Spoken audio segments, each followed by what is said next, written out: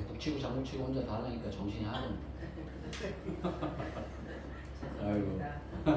네, 우리 잘 기도해 주시고요. 우리 최 간사님 마음 잘 이렇게 돌이키고 있고 또 이렇게 또 잘 아름다운 관계가 이렇게 더 세워져 갈 수 있도록 기도해 주시면 좋겠습니다. 오늘 이 본문은요, 우리가 성막에 대해서 얘기를 계속 했잖아요. 출애굽하고 난 다음에 성막을 어떻게 지어야 된다 이렇게 하나님께서 모세에게 말씀해 주셔서 성막을 이렇게 잘 지으려고 준비했고, 그 다음에 성막을 어떻게 지으려다 보니까 부살렐과 오홀리압이라는 사람을 세워서 그 사람들 주도하에서 성막을 잘 지어야 된다라고 이렇게 해서 지으려고 했는데 재료가 필요하잖아요. 재료를 다 가져와라. 사람들이 넘치게 가져왔어요. 그래서 아이고 이제 그만 좀 가져오세요. 그래 그만 가져오라고 할 정도로 많이 이렇게 가져오게 되었습니다. 그래서 그만 이렇게 가져와가지고 이렇게 사람들이 이제 성막을 짓기 시작했는데 오늘 본문 보니까 성막을 다 지었어요. 성막을 다 지으니까 성막을 다 지은 거를 모세에게 가져왔어요. 모세에게 가져와가지고 다 이제 점검을 받았어요. 다 점검을 받고 평가를 받고 난 다음에 이제 모세가 축복하게 돼요. 그래서 이제 성막 지은 게 이제 다 마무리되는 이런 과정을 말씀하고 계시는데, 성막은 나중에 이제 발전하면 성전이 됩니다.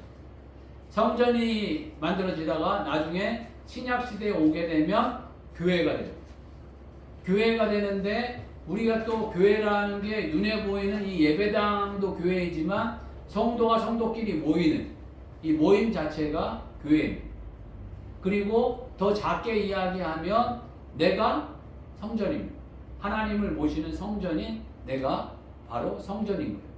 그런데 이 성전은 어떻게 지었고 어떻게 세워갔는가에 대한 부분을 오늘 이 본문 말씀 중심으로 같이 말씀 나누려고 하고 있습니다.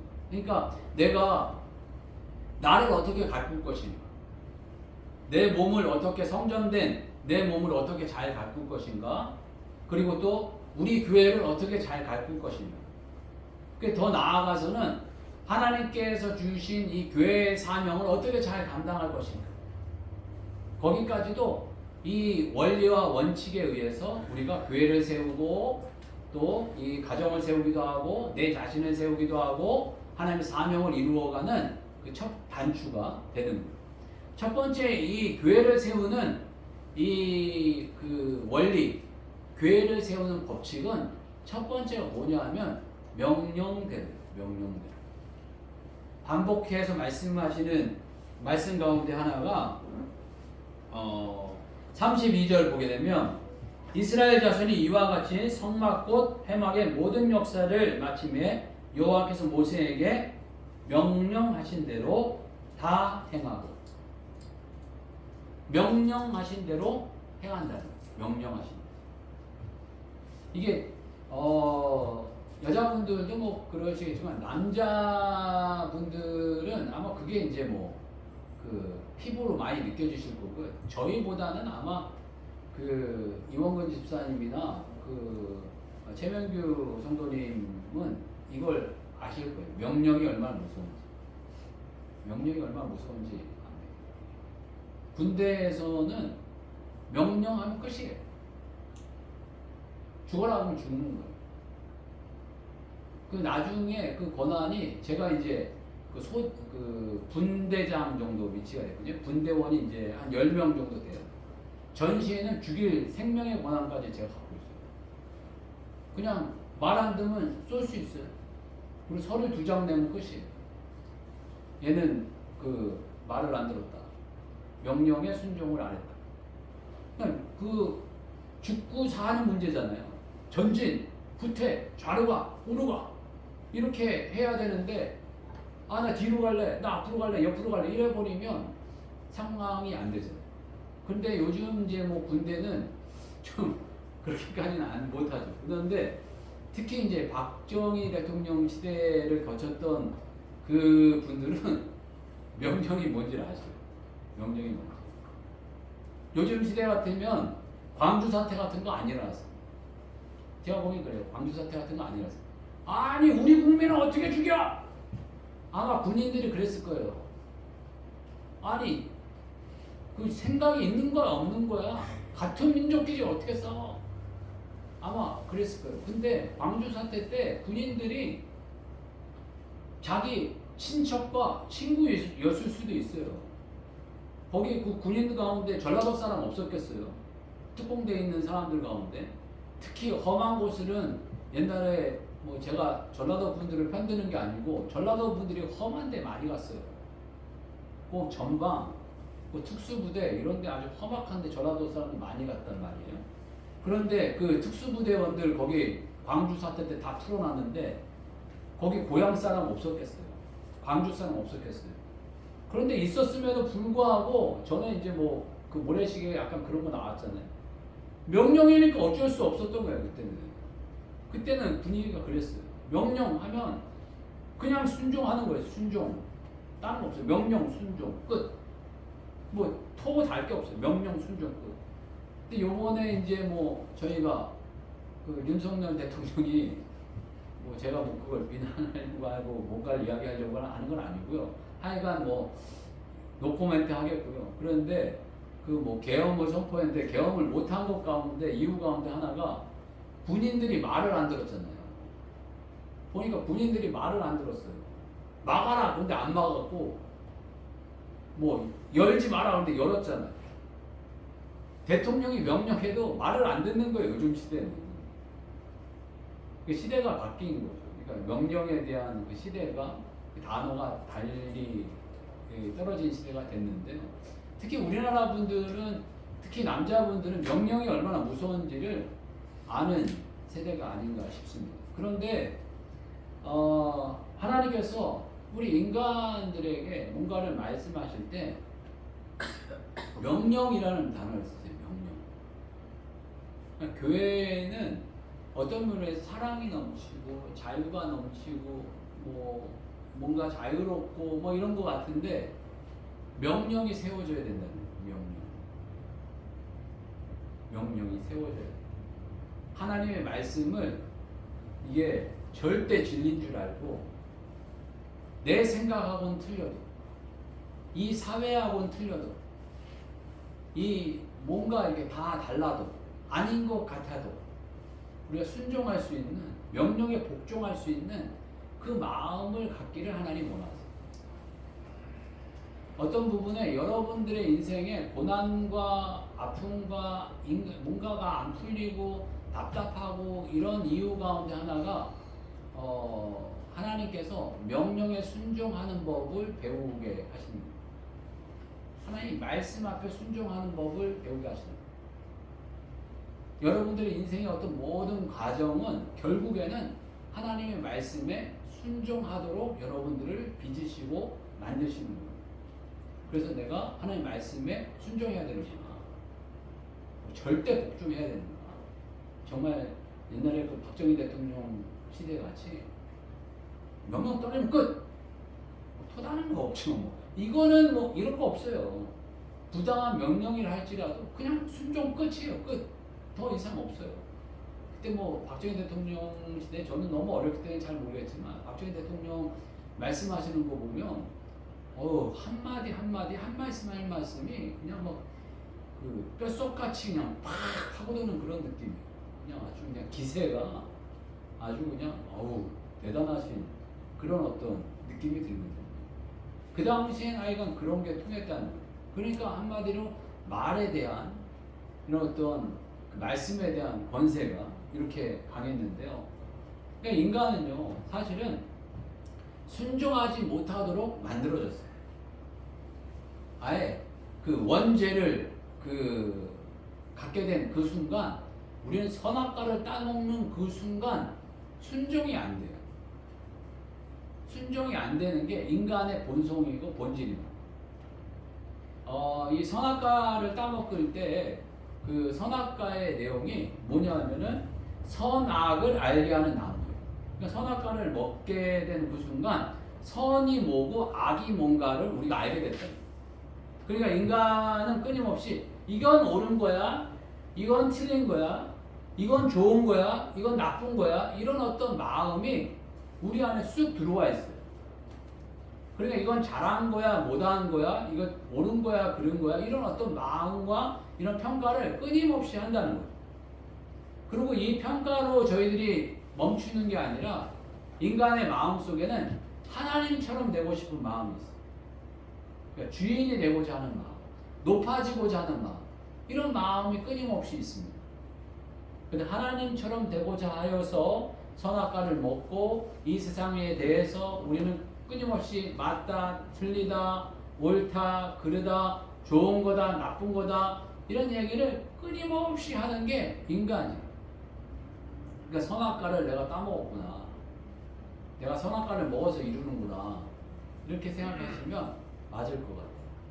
그런데 하나님께서 이런 측면에서 보게 되면 이런 우리를, 인간을 정말 사람을 만드시고 하나님 자녀 만드시려고 우리들에게 행하시는 일이 있는데, 그게 뭐냐 하면 종살이하게 하십니다. 종살이. 저는 그게 늘 좀 이해가 안 됐어요. 그런데 오늘 이 본문 말씀으로 저희들이 이해를 해보면, 이 야곱이 그 자손들 있잖아요. 야곱의 자손들이 갑자기 애굽에 가갖고 400년 종살이를 하는 거예요. 이 사람들이 무슨 죄를 범한 게 아니었어요. 죄를 범한 게 아니었는데 400년 종살이를 그냥 시키세요. 그리고 거기서 400년 종살이를 하는데 그냥 그 어렵고 힘들게만 하신 게 아니라 점점 그 인구가 불어나왔고, 그 인구가 한 20만 정도 됐다라고 이야기하고 있어요. 그러니까 70명이 내려가서 20만의 큰 부흥이 일어나고, 20만의 명으로 이렇게 크게 부흥이 일어났는데 한 사람을 통해서 막 이렇게 불어나게 된 거예요. 야곱이라는 이 사람을 통해서. 그런데 하나님께서 400년 동안 종살이를 시키시는 겁니다. 왜 그러셨을까? 이런 어떤 생각들을 해보게 됩니다. 왜 400년이라는 기간 동안에 이렇게 하나님께서는 종살이를 이렇게 시키시나? 라는 이런 어떤 생각을 가져보게 될 때, 하나님께서 이 선악과 하나님처럼 되고자 하고 싶은 이 마음을 꺾으시고 이 마음을 무너뜨리시고 하나님 말씀에 절대 순종하는 이런 사람으로 만들어내기 위해서 400년 동안의 어떤 종살이를 시키신 거예요. 그리고 난 다음에 이 사람들이 나와가지고 출애굽에서 나온 다음에 점점 그 하나님 앞에 다가가게 되면서 이 성막을 만들고 이 과정 가운데 하나님께서 정말 원하시는 것은 하나님의 말씀을 듣고 순종하려는 거예요. 그래서 이스라엘 민족에게 가장 큰 그 메시지 가운데 하나가 그 이스라엘 민족에게 그 가르치는 그 어떤 교육의 가장 큰 포인트가 하나 있는데, 그게 뭐냐 하면 들으라 이스라엘, 들으라 이스라엘, 들으라는 거예요. 하나님 말씀을 들으라는 거예요. 인간은 요즘에 보게 되면, 교육을 보게 되면 애들 하고 싶은 대로 내비둬라 이런데, 애들 하고 싶은 대로 내비둬라. 그러니까 아이들은 선하다, 아이들이 하고 싶은 욕구대로 내비둬가지고 막 이렇게 성장하게 해야 된다, 지 멋대로 그냥 내비둬라, 이런 이야기를 하시는데, 이 성경은 하나님께서 우리들에게 말씀하실 때는 먼저 내비둬라가 아니라 그 집어넣으라는 거예요. 들으라는 거예요. 들으라. 집어넣어야 된다는 거예요. 아이들에게 집어넣어야 된다. 먼저 집어넣어야 된다는 거예요. 아이들은 어떤 부분에, 인간은 악하기 때문에 처음에는 선하게 만들었지만 선악과를 따먹은 그 순간 죄가 임하여서 인간은 악하기 때문에 계속적으로 하나님의 좋은 선한 것들을 집어넣어야 된다는 거예요. 집어넣어야. 들으라, 들으라, 들으라. 들어야 된다는 거예요. 하나님 말씀을 들으라. 그리고 순종해라. 그래서 우리의 이스라엘 민족의 이 삶을 보게 되면, 이스라엘 민족이 끊임없이 고난과 고생과 어떤 어려움을 겪고 난 다음에 결국에 하시는 일은 순종하는 사람, 순종의 사람으로 만드시는 거예요. 사사기라는 그 말씀을 보게 되면요, 나중에 이제 창세기, 출애굽기, 레위기, 민수기, 신명기, 여호수아, 그 다음에 사사기라는 게 나와요. 사사기가 나오는데, 사사기가 뭐냐 하면은 이스라엘 민족이 하나님 앞에 순종하면 하나님 축복하셔. 그런데 순종을 안 하고 지멋대로 살면 종살이 시켜요. 순종하면 자유를 주시고 축복하셔요. 또 순종 안 하고 지멋대로 살면 종살이 시켜요.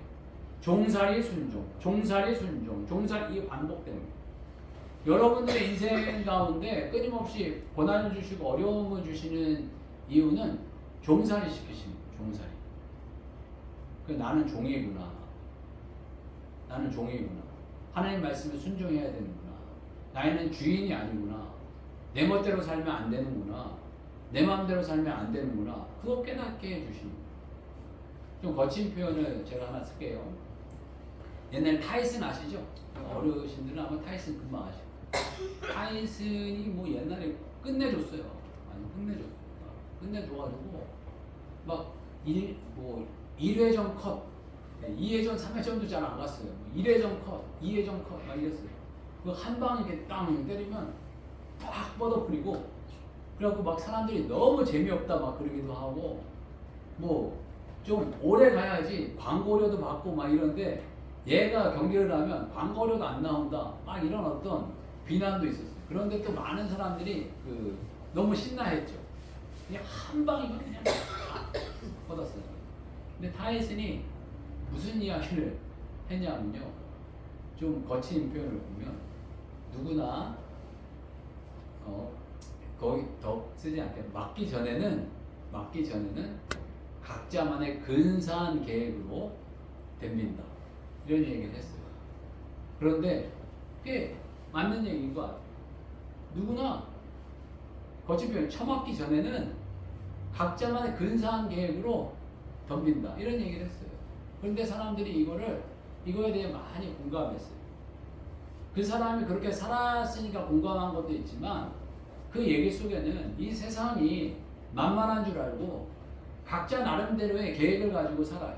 나는 지혜가 있으니까, 나는 똑똑하니까, 나는 돈이 있으니까, 나는 인맥이 있으니까, 우리 집안이 좋으니까, 나는 좋은 학교를 나왔으니까, 막 이런 어떤 여러 가지 이유를 들면서 나는 인생에 성공할 줄 알아요.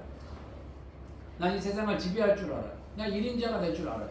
그렇지만은 이 세상에 나와가지고 정말 이렇게 두들겨 맞아 보면은 그때 이제 정신이 드는 거예요. 이게 아니구나. 이게 아니구나. 그러면서 믿음의 사람들은 하나님을 찾게 되는 거예요.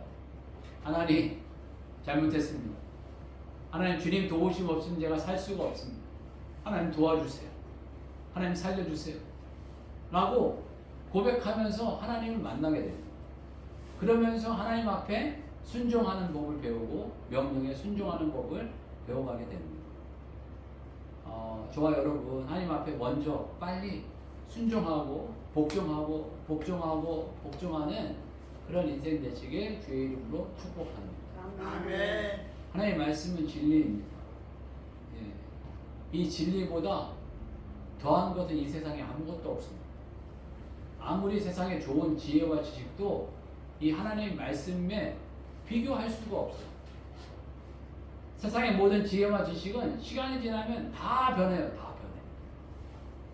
그렇지만 하나님의 말씀은 수천 년이 지나도 변하지 않습니다. 그리고 우리 모든 사람들이 끊임없이 진리로 우리들에게 다가오고 있고, 지금도 앞으로도 다가갈 하나님의 말씀으로 우리 다가오고 있습니다. 하나님의 말씀 끊임없이 사모하시고, 끊임없이 알아가시고, 끊임없이 배워가시고, 끊임없이 순종, 지나치게 순종, 철저한 순종으로 살아가시는 주의 종들 되시게 주님 축복합니다.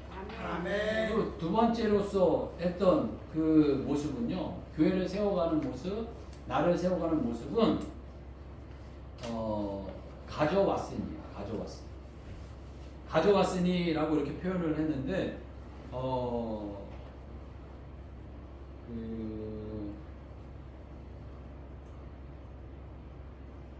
33절을 보게 되면 그들이 성막을 모세에게로 가져왔으니 라고 표현하고 있습니다. 가져와서 이 모세가 이게 이렇게 만드는 거야, 이렇게 만드는 거야 라고 이제 다 부살라하고 오홀리압을 이야기해서 다 이렇게 잘 빚었어요. 다 빚고 난 다음에 이 모세 앞에 가져왔다는 거예요. 모세님, 지도자님, 뭐 선지자님, 이걸 좀 봐주세요. 우리가 잘 만들었나 봐주세요. 라고 이렇게 평가받는 거예요. 요즘에 평가받는 것도 싫어요. 사람들이 아주 그냥 지나치게 교만해져가지고 보게 되면 자기가 뭔가에 대해서 이렇게 평가받는 걸 자존심 상해하기도 하고 평가를 안 받으려고. 그런데 인간은 끊임없이 평가를 받아야 돼요. 점검을 받아야 됩니다. 하나님도 궁극적으로 우리들에게 심판날에 평가하신다는 거예요. 심판하신다는 거예요. 여러분 평상시에 평가를 잘 받으셔야 돼요. 평가를 잘 받으셔야 돼요. 그래야 마지막 날에 주님 앞에서 평가를 잘 받으실 수 있어요. 그러니까 늘 평가를 잘 받아요. 일본 분들이 그런 건 잘했던 것 같아요. 보게 되면 저희 어린 시절만 하더라도 월말고사 이런 게 있었어요. 매월 마지막 되면 시험 보는 거예요. 그 날 동안 뭘 배웠는지 이렇게 시험 보는 거예요. 그러니까 뭐 주말고사 이런 것도 있었어요. 저는 뭐 주말고사는 그렇게 많이 안 치렀는데 저희 위에 세대들은 주말고사가 있어요. 그래서 뭐 금요일 날이나 토요일 날쯤 되면 시험 보는 거예요. 그러니까 일주일 내내 뭐 배웠는지 그때 이제 시험 보고 점검하는 거예요. 그리고 뭐 기말고사, 뭐 중간고사 뭐 이런 것들 계속 시험 보고 평가받는 거예요. 사람은요 이런 평가가 있어야 성장합니다. 평가가 없으면 성장이 안 돼요. 그리고 이건 뭔가 우리의 인생 가운데 평가가 있다라는 것을 기억을 해야 됩니다. 그래서 저희들의 삶 가운데 분명히 평가가 있고 시험이 있고 평가와 시험은 누구나 다 힘든 거예요. 괴로운 거예요. 그렇지만 그게 우리에게 유익하다.